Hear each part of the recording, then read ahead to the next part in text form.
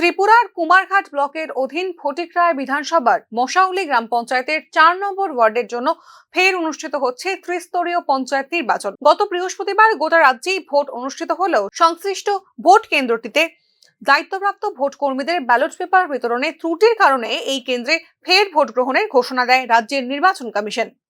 সেই মতো শনিবার সকাল 7টা থেকেই সংশ্লিষ্ট পঞ্চায়েতের লক্ষ্মীপুর স্কুলে শুরু হয়েছে ভোট গ্রহণ পর্ব।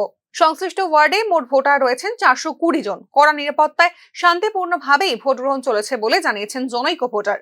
ভালোই হয়েছে, সেনাবাহিনী রয়েছে, ভালোই নিরাপত্তা রয়েছে।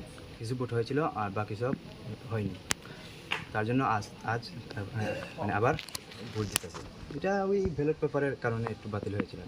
মানুষ ভালোই ভোট দিচ্ছে, কালকে যতজনে ভোট দিতে পারেনি। নির্ধারিত সময় বিকেল 4টে পর্যন্তই চলেছে ভোট গ্রহণ। যদিও দ্বিতীয়বারের ভোটদানে ভোটারদের উৎসাহ তেমন একটা নেই বলেই মনে করছে সচেতন নাগরিকরা। কুমারঘাট থেকে জনি ভট্টাচার্যের রিপোর্ট, নিউজ নাও।